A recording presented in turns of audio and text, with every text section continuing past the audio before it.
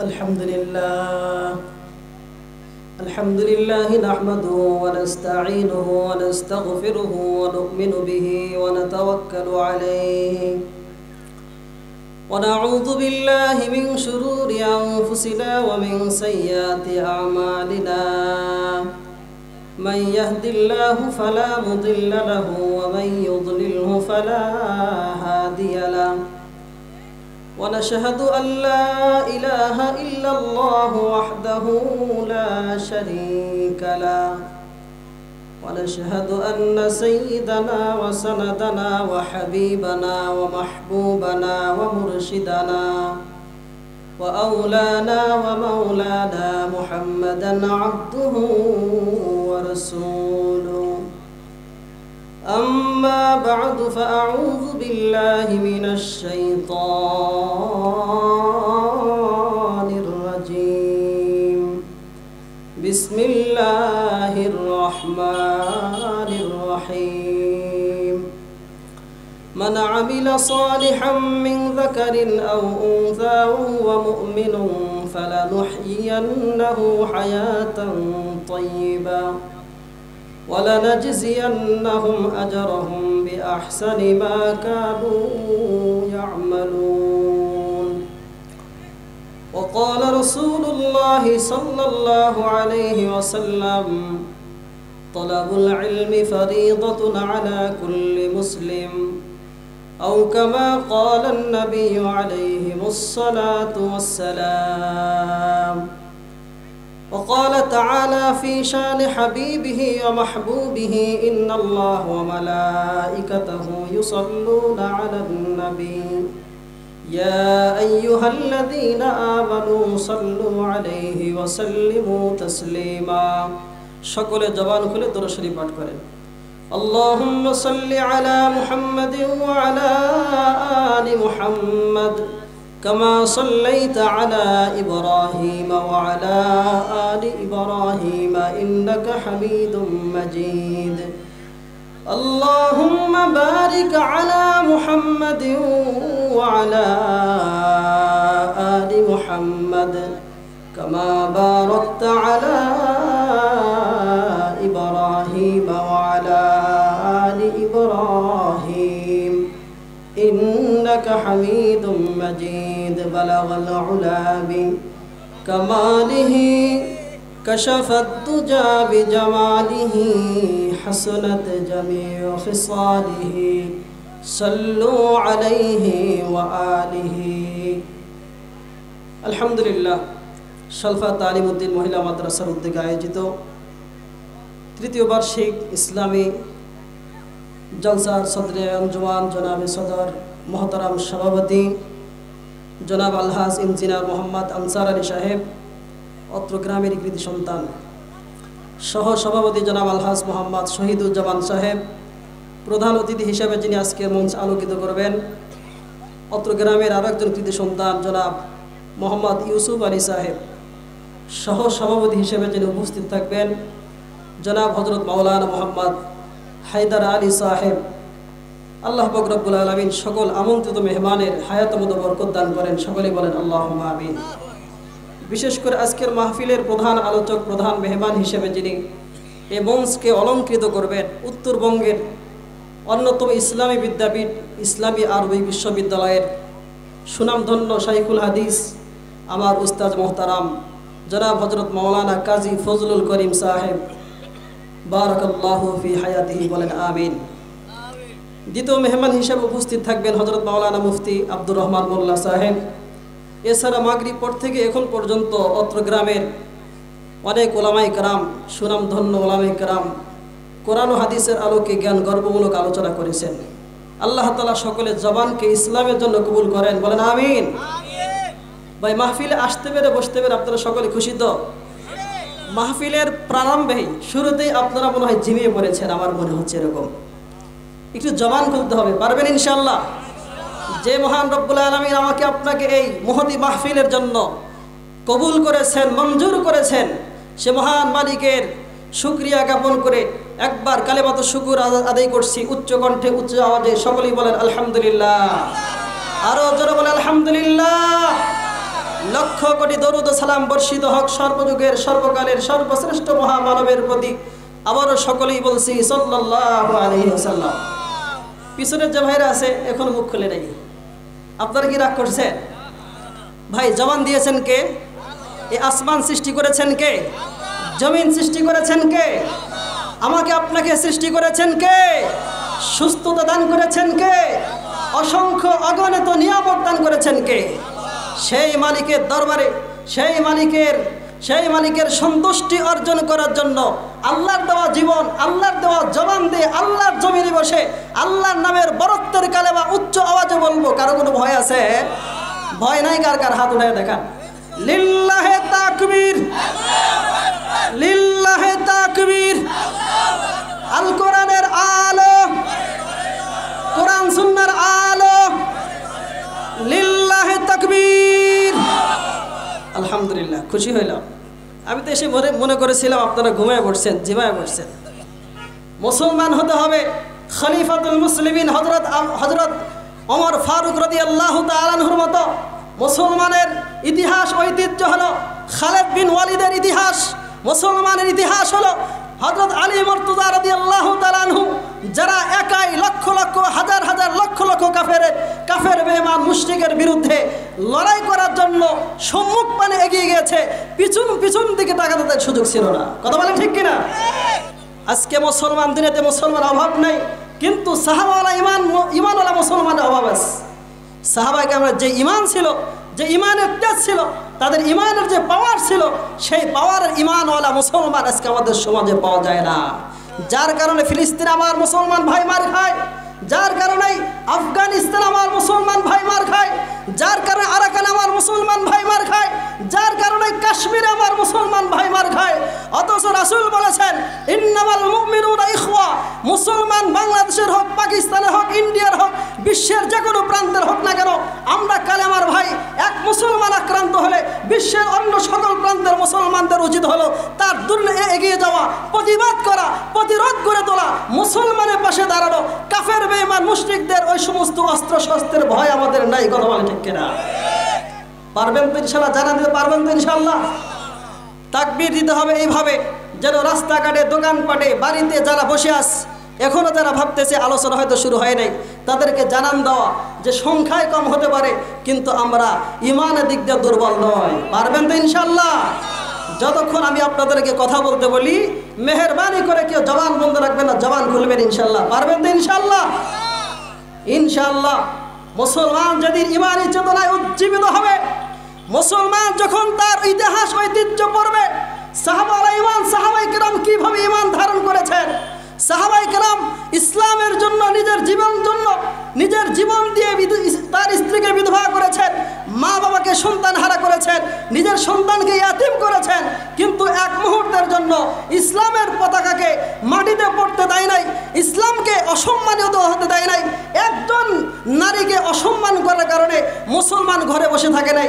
আজকেও আমরা যদি আমাদের ইতিহাস ঐতিহ্যকে স্মরণ করি, মুসলমান যদি একবার মাঠে নেমে আসে, ইনশাআল্লাহ এই জমিনে, আল্লাহর জমিনে আল্লাহর দ্বীন প্রতিষ্ঠিত হবে।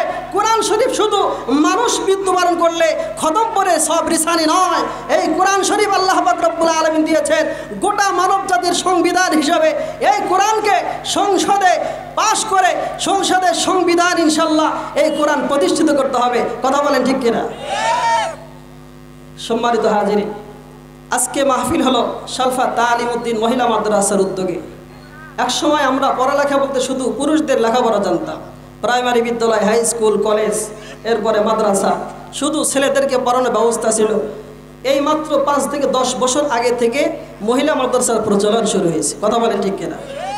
আপনারা কি মনে করেন শুধু পুরুষ জাতি শিক্ষিত হলে চলবে, নারীদের শিক্ষিত হওয়ার দরকার নেই? দরকার আছে না নাই? আম্মা জান হযরত আয়েশা সিদ্দিকা রাদিয়াল্লাহু তাআলা আনহা মাত্র 6 বছর বয়সে রাসূল করিম সাল্লাল্লাহু আলাইহি ওয়াসাল্লামের সাথে বিবাহ বন্ধনে আবদ্ধ হন। 9 বছর বয়সে বাবার ঘর থেকে স্বামীর ঘরে রাসূল করিম সাল্লাল্লাহু আলাইহি ওয়াসাল্লামের ঘরে পদার্পণ করেন। আর 18 বছর বয়স যখন তার হয়, রাসূল করিম সাল্লাল্লাহু আলাইহি ওয়াসাল্লাম দুনিয়া থেকে ইন্তেকাল করেন। এই মাত্র 9 বছর বয়স রাসূল করিম সাল্লাল্লাহু আলাইহি ওয়াসাল্লামের সান্নিধ্যে সাহায্যে থাকার বদৌলতে আম্মা জান আয়েশা সিদ্দিকা রাদিয়াল্লাহু তাআলা আনহা পুরা কোরআন শরীফ হিফজ করেছেন, মুখস্থ করেছেন।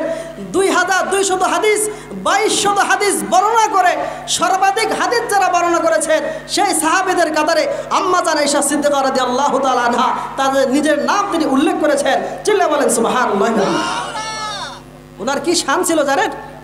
পুরুষ সাহাবীরা যখন কোনো মাসআলায় ঠেকে যেত, সমাধান দিতে পারতেছে না, সমাধান খুঁজে পাচ্ছে না, সকলেই বলতো চলো আম্মা জান আয়েশা সিদ্দিকার কাছে চলো। আম্মা জান আয়েশা সিদ্দিকার কাছে যদি আমাদের সমস্যার কথা বলি, উনি মুফতি সাহাবিয়া, উনি ফতোয়া দানকারী সাহাবিয়া, উনি আমাদের সমস্যার সমাধান বলে দিতে পারবেন। চিল্লা বলেন সুবহানাল্লাহ। ও মুসলমান, আজকে আমাদের মা বোনেরা শুধু মোবাইল ফোন আর টিকটক আর টিভি সিনেমার মধ্যে পড়ে আছে। আজকেও আমাদের সমাজের এমন কিছু মা বোনকে তাদের চরিত্র গঠন করা দরকার, মাসালা শেখানো দরকার। তারা যেন এক একটা এলাকার মধ্যে এক একটা আলেমা, এক একটা হাফেজা, এক একটা কারিয়া, যেরকম একটা লাইট জ্বালাইছেন, একটা লাইট জ্বালানোর কারণে পুরা ঘরের মধ্যে আলোকিত হয়ে যায়, অন্ধকার দূরীকৃত হয়ে যায়, ঠিক তেমনিভাবে এক এক এলাকার মধ্যে আম্মা জান আয়েশা সিদ্দিকার মতো, উম্মে সালামার মতো, আম্মা জান খাদিজাতুল কুবরার মতো, হযরত রাবিয়া বসরির মতো, হযরত মারিয়ামের মতো এমন কিছু দীপ্তিমান মহিয়সী নারী থাকবে সমাজের মধ্যে। এক একটা নারীর বদৌলতে হাজার হাজার নারী দিন শিখতে পারবে। কথা বলেন ঠিক কিনা?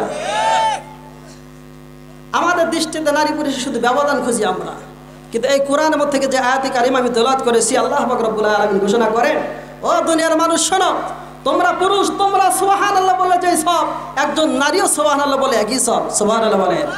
তোমরা কোরআন তেলাওয়াত করলে যেই সব, নারীও কোরআন তেলাওয়াত করলে একই সব। তোমরা তাহাজ্জুদ বললে যেই সব, নারী তাহাজ্জুদ বললে একই সব। তোমরা 5 ওয়াক্ত নামাজ মসজিদে বললে যেই সব, নারী ঘরে শুধু তো 5 ওয়াক্ত নামাজ পড়বে, পুরুষ মসজিদে গিয়ে 5 ওয়াক্ত নামাজ পড়লে যে পরিমাণ সব পাবে, নারী তার ঘরের মধ্যে ঘরের কিনারায় যায় নামাজ বিছিয়ে সে 5 ওয়াক্ত নামাজ ঘরে পড়লে তার একই সব। চিল্লা বলেন সুবহানাল্লাহ। মুসলমান ভাইরা আমার কথাগুলো খুব ভালো করে বুঝবেন। আল্লাহ পাক রব্বুল আলামিন কোরআন হাকিমের মধ্যে ঘোষণা করেন, মান আমিলা সালিহাম মিন যাকারিন আও উনসা ওয়া হুয়া মুমিনুন ফালানুহইয়ান্নাহু হায়াতান তাইয়্যিবা। আল্লাহ পাক রব্বুল আলামিন বলেন, মান আমিলা সালিহা, যেই ব্যক্তি নেক আমল করবে, সৎ কাজ করবে, মিন যাকারিন আও উনসা, সে চাই পুরুষ হোক বা নারী হোক, ফালানুহইয়ান্নাহু হায়াতান তাইয়্যিবা, সে যদি পুরুষ হয় অথবা নারী হয়, আর যদি সে সৎ কাজ করে, সত্য কথা বলে, আর যদি সে 5 ওয়াক্ত নামাজ পড়ে, কোরআন তেলাওয়াত করে, ইসলামী দিন ইসলামী শরীয়ত মোতাবেক জীবন যাপন করে, আল্লাহ পাক রব্বুল আলামিন বলেন ফালানুহইয়ান্নাহু হায়াতান তাইয়্যিবা। আল্লাহু আকবার বলে। নারী হোক পুরুষ হোক, এখানে নারী বলতে নারীকে ছোট করে দেখা হবে তা নয়। পুরুষ ধার্মিক হলে তাকেও আল্লাহ তাআলা পবিত্র জীবন দান করবে। নারী যদি পর্দাশীল হয়, নারী যদি আল্লাহ ভীরু হয়, মুত্তাকি হয়, পরহেজগার হয়, আল্লাহ পাক রব্বুল আলামিনের ওয়াদা হলো নারীকেও পুত পবিত্র জিন্দেগি দান করবে। বলেন সুবহানাল্লাহ। হযরত মারিয়াম আলাইহিস সালাতু ওয়াস সালামের কথা আপনারা শুনেছেন। মারিয়াম আলাইহিস সালাতু ওয়াস সালামের আম্মা হযরত হান্না, ওনার দীর্ঘদিন হয়ে গেছে স্বামী সংসার করে, বাচ্চা হয় না। একদিন বসে আছেন, দেখেন গাছের ডালে একটা পাখি তার বাচ্চাকে আদার খাওয়াই দিস। ওনার দেখে খুব মায়া হলো। ওকে রব্বুল আলামিন, একটা পাখি, সেও তার বাচ্চার মমতা জানে, মায়া জানে, মহব্বত জানে। কথা বলেন ঠিক কিনা? প্রত্যেক প্রাণীর মধ্যে তার বাচ্চার দয়া, দরদ, মহব্বত আছে না নাই? গরুর বাচ্চা যখন ছোট থাকে, যদি ওই গরুর আড়াল থেকে, গরুর দৃষ্টি থেকে আড়াল করেন বাচ্চাকে, দেখবেন ওই গাবিয়ার সে খেয়ার খেতে যাবে না, ঘাস খেতে যাবে না, যতক্ষণ পর্যন্ত তার বাচ্চাকে তার সামনে না দিবেন। ঠিক না? ঠিক বলেন। একটা কুকুর পর্যন্ত তার সামনে থেকে তার বাচ্চাকে যদি আপনি ছিঁড়ে নেন, ওই কুকুর আপনাকে ছাড় দেবে না। ঠিক না? ঠিক বলেন। তো মারিয়াম আলাইহিস সালাতু ওয়াস সালাম আম্মা, উনি আল্লাহ তাআলার কাছে দোয়া করে, আল্লাহ, একটা পাখি, অবুঝ পাখি, সে তার বাচ্চাকে দরদ করে, মায়া করে, মহব্বত করে, ভালোবাসা দিচ্ছে। ও রব্বুল আলামিন, তুমি যদি আমাকে একটা পুত্র সন্তান দান করো, তুমি যদি আমাকে একটা নেক সন্তান দান করো, ওই সন্তানকে দিয়ে আমি কামাই করে খাবো, এই উদ্দেশ্য আমার নাই। আমার সন্তানকে তোমার ঘর বাইতুল মুকাদ্দাসের খাদেম হিসেবে আমি এরকমভাবে অর্পণ করে দেবো। বলেন সুবহানাল্লাহ। এরপরে আল্লাহ তাআলা একটা সন্তান দিলেন। চেয়েছিলেন পুত্র সন্তান, কিন্তু আল্লাহ তাআলা দিয়েছেন কন্যা সন্তান। বলেন তো আল্লাহ তাআলার কাজের মধ্যে হিকমত আছে না নাই? ফালাম্মা ওয়াদাআতহা ক্বালাত রাব্বি ইন্নী ওয়াদাতুহা উনসা। হযরত মারিয়াম আলাইহিস সালাতু ওয়াস সালামের আম্মা যখন গর্ভবতী অবস্থায় দীর্ঘ সময় অতিক্রান্ত করার পরে যখন সন্তান ভূমিষ্ঠ করলেন, মনে মনে আশা করেছিলেন ওনার স্বামী ইমরান উনিও বাইতুল মুকাদ্দাসের ইমাম ছিলেন। হযরত মারিয়াম আলাইহিস সালাতু ওয়াস সালাম আম্মার দিলের কোনায় বড় আশা ছিল, ও রব্বুল আলামিন, একটা পুত্র সন্তান যদি আপনি আমাকে দান করেন, আমার স্বামী যেরকম বাইতুল মুকাদ্দাসের ইমাম, আমি আমার সন্তানকে আমি কৃষি কাজে লাগাবো না, চাকরি বাকরি করার জন্য, ব্যাংক ব্যালেন্সে চাকরি করার জন্য পাঠাবো না। আমার স্বামী যেরকম বাইতুল মুকাদ্দাসের ইমাম ছিল, আমার সন্তানকে আমি বাইতুল মুকাদ্দাসের ইমাম বানাবো। কিন্তু সন্তান যখন ভূমিষ্ঠ হলো, খেয়াল করে দেখেন আল্লাহ তাআলা সন্তান দিয়েছেন বটে, পুত্র সন্তান নয়, আল্লাহ তাআলা দিয়েছেন কন্যা সন্তান। আল্লাহু আকবার বলে। মারিয়াম আলাইহিস সালাতু ওয়াস সালাম আম্মা চিন্তিত হয়ে গেলেন, বিচলিত হয়ে গেলেন, কি করা যায়? মসজিদে ইমামতি করবে তো পুরুষ সন্তান, পুত্র সন্তান তো ইমামতি করতে পারবে, পুরুষ মানুষ মসজিদে নামাজ পড়াবে, আমার কন্যা সন্তান তো মসজিদে ইমামতি করতে পারবে না, আমার সন্তান মসজিদে কি খেদমত করবে? কন্যা সন্তান আমি প্রসব করেছি। বড় চিন্তিত হয়ে গেল। আল্লাহ তাআলা আয়াত নাযিল করে জানা দেয়, ও মারিয়ামের আম্মা, তুমি চিন্তা করো না, ওয়ালাইসা যাকারু কাল উনসা ওয়া ইন্নী সাম্মাইতুহা মারইয়ামা ওয়া ইন্নী উঈযুহা বিকা ওয়া যুররিয়াতাহা মিনাশ শাইতানির রাজীম। আল্লাহু আকবার বলেন। আল্লাহ তাআলা বলেন, ও মারিয়ামের আম্মা, তুমি চিন্তা করো না, তোমার চিন্তা করার কোনো প্রয়োজন নাই। ওয়ালাইসা যাকারু কাল উনসা, তোমাকে যে কন্যা সন্তান আমি দান করেছি, হাজার পুত্র সন্তান এই কন্যা সন্তানের সমতুল্য নয়। সুবহানাল্লাহ বলেন। এমন একটা কন্যা সন্তান আমি তোমাকে দান করেছি যে হলো পূত পবিত্র মহিলা, যার জীবনে কলঙ্কের দাগ লাগবে না, যার পেটে আল্লাহ পাক রব্বুল আলামিন স্বামী ছাড়া একটা সন্তান দান করেছেন, তাও যেমন তেমন সন্তান নয়, সরাসরি পয়গম্বর হযরত ঈসা আলাইহিস সালাতু ওয়াস সালাম পিতাবিহীন শুধু মায়ের গর্ভে মারিয়াম আলাইহিস সালাতু ওয়াস সালামের গর্ভে ধারণের মাধ্যমে আল্লাহ তাআলা দুনিয়াতে প্রেরণ করেছেন। ঠিক না? ঠিক বলেন। মারিয়াম আলাইহিস সালাতু ওয়াস সালাম কেমন পূত পবিত্র মহিলা ছিল? হযরত জাকারিয়া আলাইহিস সালাতু ওয়াস সালাম তার দেখাশোনার দায়িত্ব গ্রহণ করলেন, তার লালন পালন দায়িত্ব হযরত জাকারিয়া আলাইহিস সালাতু ওয়াস সালাম গ্রহণ করেছেন। উনি মাঝে মধ্যে একদিন, দুই দিন, তিন দিনের জন্য বিভিন্ন এলাকায় যেতেন দাওয়াত তাবলীগের কাজ নিয়ে। কিসের কাজের জন্য? মানুষের দ্বারে দ্বারে, বাড়িতে বাড়িতে, অলিতে গলিতে, বাজার ঘাটে শুধু মানুষকে দাওয়াত দিতেন, ও মানুষ বলো লা ইলাহা ইল্লাল্লাহ। একদিন তো ঘরে তালাবদ্ধ করে, বাইতুল মুকাদ্দাসের সাথে একটা রুম ছিল, যে ঘরের মধ্যে মারিয়াম আলাইহিস সালাতু ওয়াস সালাম অবস্থান করত। জাকারিয়া আলাইহিস সালাতু ওয়াস সালাম বাহির থেকে তালা দিয়ে মারিয়াম আলাইহিস সালাতু ওয়াস সালামকে ঘরের মধ্যে আবদ্ধ করে গেছেন দিনের কাজের জন্য।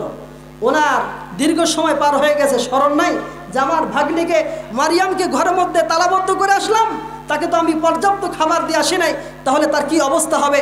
আমি তো মনে করি সে মারাই গেছে। যখন তার হুঁশ ফিরেছে, বাড়িতে আসছে, বাইতুল মুকাদ্দাসের পাশে আসছে, রুমের তালা খুলেছে, উনি ভেবেছে আমার ভাগিনী মারিয়াম আর জীবিত নাই, সে মৃত্যুবরণ করেছে। কিন্তু আপনারা বলেন তো, রিজিকের মালিক আমি আপনি না রিজিকের মালিক আল্লাহ তাআলা? ওমা মিন দাব্বাতিন ফিল আরদি ইল্লা আলাল্লাহি রিজকুহা।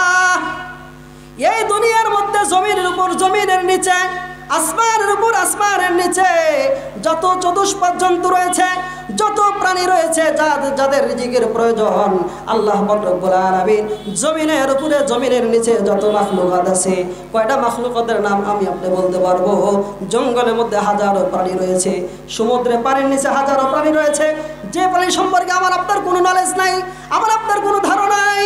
এই প্রাণীগুলোকে রিজিকের ব্যবস্থা কে করে বলেন? এই প্রাণীগুলোকে রিজিক কে পৌঁছান বলেন? রিজিকের মালিক কে বলেন? চিল্লা বলেন, রিজিকের মালিক কে? কুল্লামা দাখালা আলাইহা যাকারিয়াল মিহরাব, কুল্লামা দাখালা আলাইহা যাকারিয়াল মিহরাব ওয়াজাদা ইনদাহা রিজকা।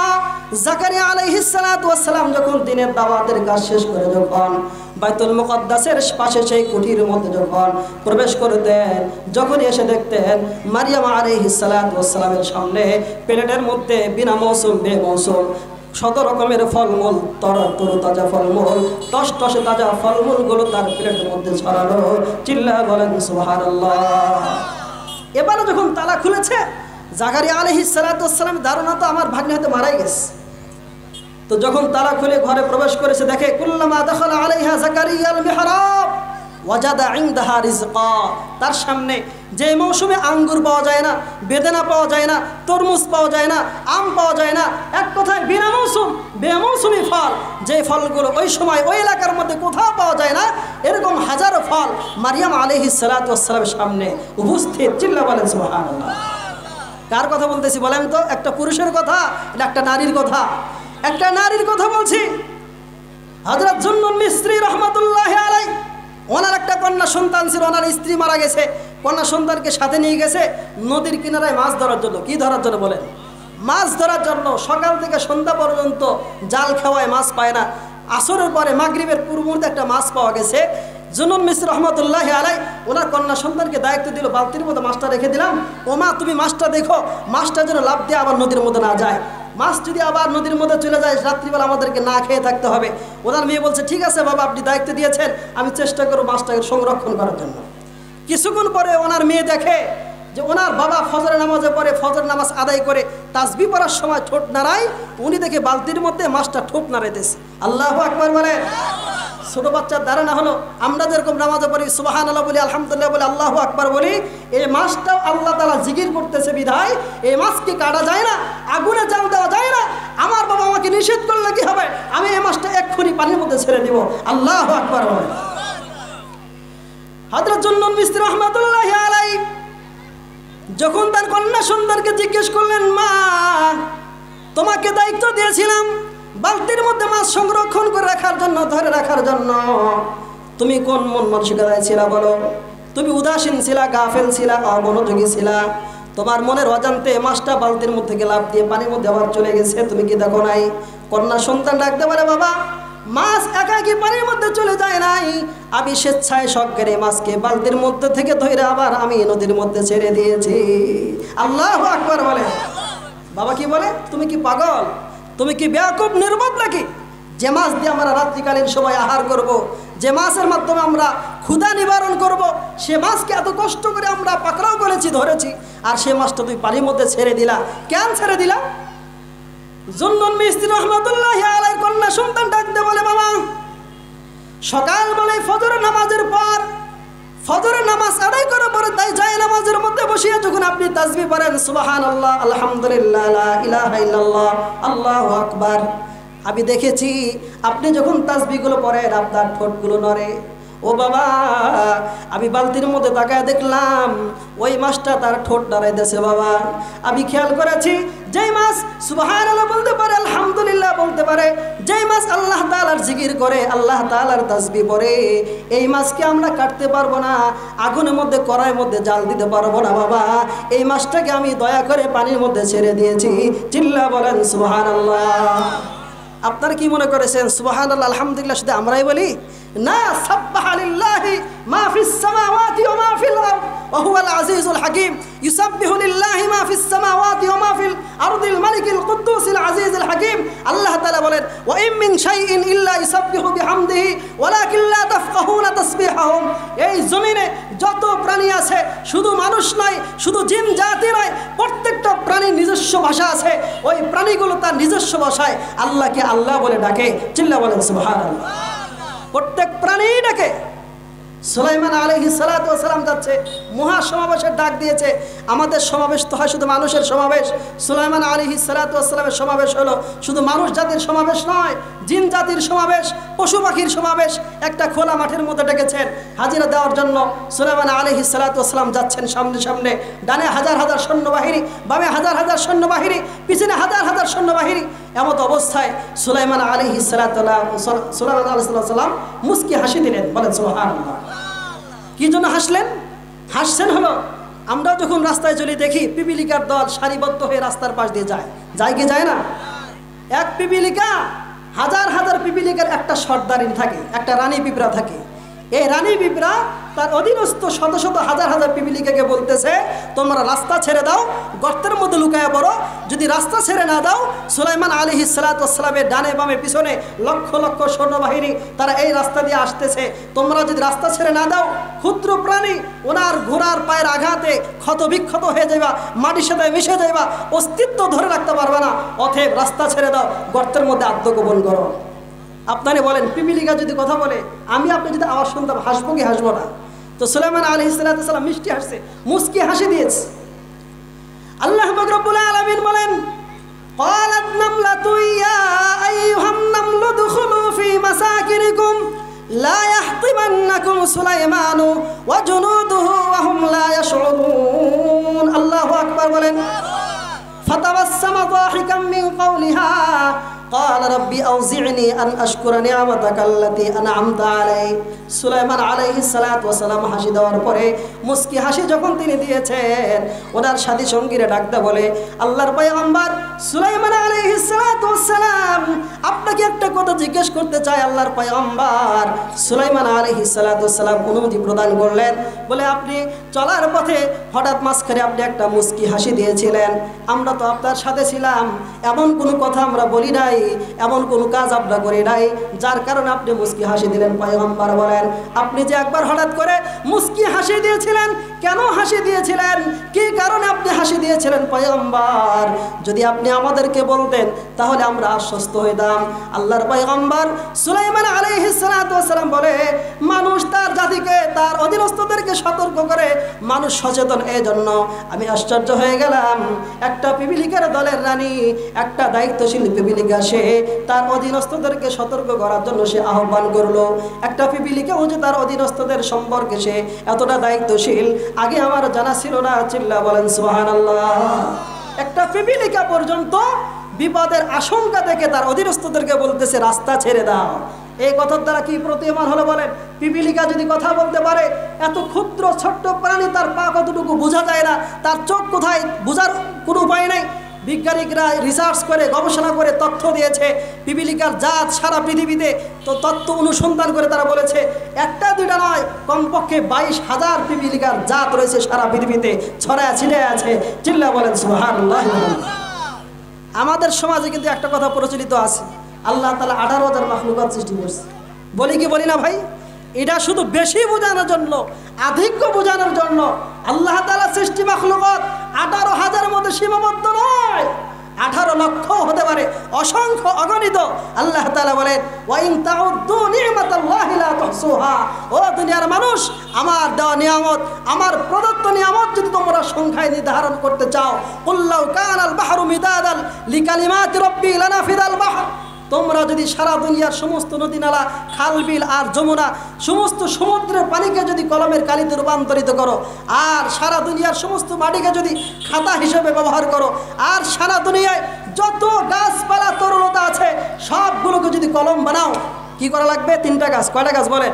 সারা দুনিয়ার সব গাছ গাছালি কলমে রূপান্তরিত করব, সারা দুনিয়ার সমস্ত জমিনকে লেখার জন্য খাতা বানাবো, সারা দুনিয়ার সমস্ত পানিকে কলমের কালি দ্বারা রূপান্তরিত করব।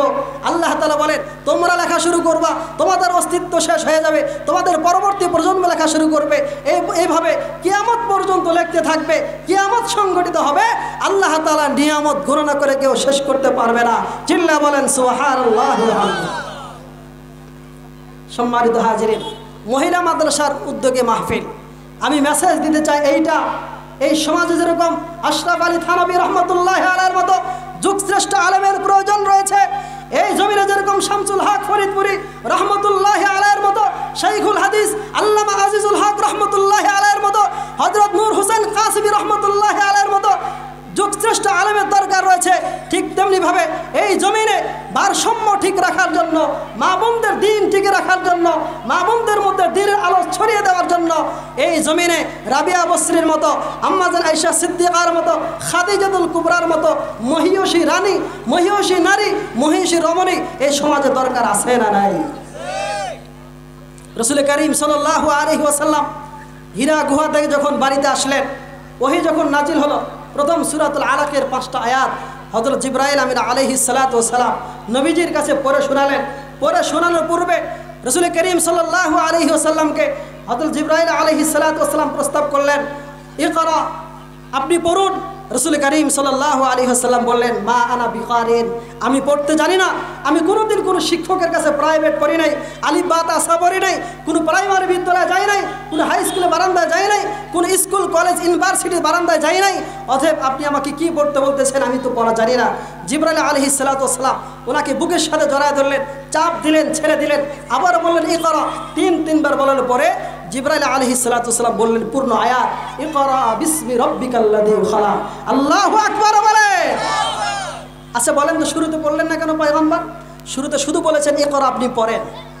আমরাও দেখি দুনিয়ার যে কোনো পড়াশোনা, যে কোনো শিক্ষা আল্লাহর নাম ছাড়া, আল্লাহর হুকুম ছাড়া, আল্লাহর বিধান ছাড়া, নবীজির তরিকা ছাড়া যে সমস্ত শিক্ষা ব্যবস্থা আছে এগুলো পড়ার মতো কোনো সব নাই। দুনিয়াতে ফায়দা থাকলেও মৃত্যুর পরে আখিরাতে কোনো ফায়দা নেই। কথা বলেন ঠিক কিনা? আর পড়াটা যদি হয় আল্লাহর নামে, পড়াটা যদি হয় রাসূলুল্লাহ সাল্লাল্লাহু আলাইহি ওয়াসাল্লামের সুন্নাত তরিকায়, দুনিয়াতে অপমানিত অবদস্ত হতে পারি, দুনিয়াতে আমাকে টুপিওয়ালা বলতে পারে, জুব্বাওয়ালা বলতে পারে, কাঠ মোল্লা বলতে পারে, কিন্তু মনে রাখতে হবে মুসলমান দাওরা হাদিসের সার্টিফিকেট দিয়ে আমি 50,000 1 লক্ষ টাকা দামের চাকরি করতে পারবো না, ব্যাংক ব্যালেন্স করতে পারবো না, উড়োজাহাজে চড়তে পারবো না, প্রাইভেট কার কিনতে পারবো না, 20 তলা 50 তলা বিল্ডিংয়ের মালিক আমি হতে পারবো না, কিন্তু মনে রাখতে হবে মৃত্যুর পরে আমার অবস্থান হবে এই সালফা গ্রামে। এই এলাকার একজন এমপি সাহেব যদি আসে দেখবেন তার পিছনে 10-20 জন মানুষ তার পিছনে আছে না নাই?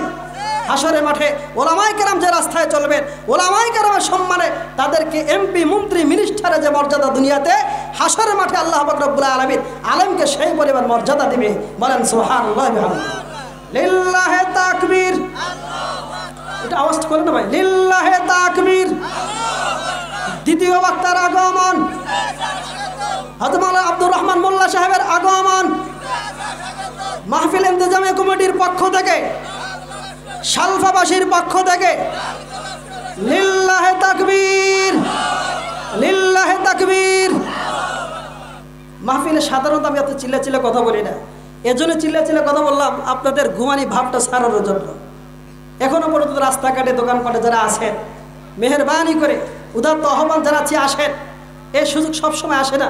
এই মাহফিলের এই সফল করার পিছনে মাদ্রাসার কর্তৃপক্ষ, মাদ্রাসার যারা গার্জিয়ান, আমি দেখেছি প্রায় 2 মাস আগে থেকে দিন রাত 24 ঘন্টা প্রাণপণ মেহনত করতেছেন।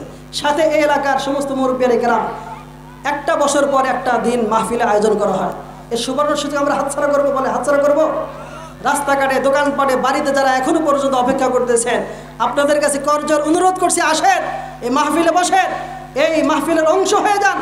ইনশাল্লাহ হতে পারে আমার আপনার সারা জিন্দেগির সমস্ত গুনাহ মাফের এটা একটা উসিলা হতে পারে। আমাদের আত্মীয় স্বজন যারা দুনিয়া থেকে চলে গেছে তাদের মাফের একটা জরিয়া হতে পারে। আল্লাহ পাক রব্বুল আলামিন মাহফিলকে কবুল করেন। আল্লাহ তাআলা আমাদের সকলকে মাহফিলের জন্য কবুল করেন। ওয়া আখিরু দাওয়ানা আলহামদুলিল্লাহি রাব্বিল আলামিন। আসসালামু আলাইকুম।